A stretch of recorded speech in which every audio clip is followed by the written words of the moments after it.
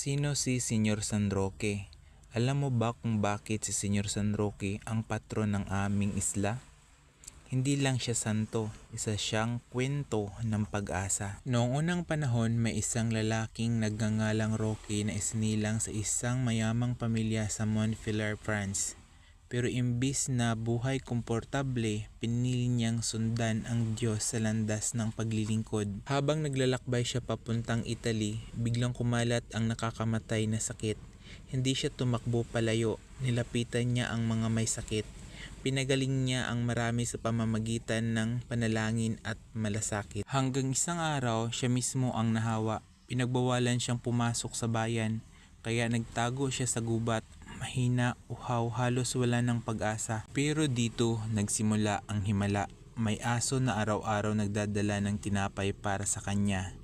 Isang balon ang nagbigay ng tubig.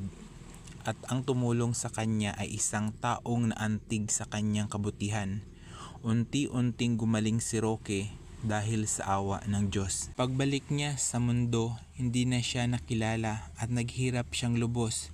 Pero nang siya'y pumanaw, doon lang nalaman ng lahat, ito pala ang taong nagligtas sa atin. Kaya siya ngayon ay kilala bilang San Roque, ang santong nagtatanggol laban sa sakit, epidemya, pagkalito at pangungulila. Kung ang isla namin ay may patron na Senyor San Roque, ibig sabihin pinagsasama tayo ng Diyos sa pagpapagaling, sa pagiging malapit sa mahihirap at sa pag-aalaga sa isa't isa, gaya ng pag-alaga ng asong nagligtas sa kanya. Si Senyor San Roque ay paalala na kahit minsan pakiramdam natin mag-isa tayo, may Diyos na hindi nagpapabaya at minsan dumarating ang tulong sa paraang hindi natin inaasahan, katulad ng asong nagdala ng tinapay.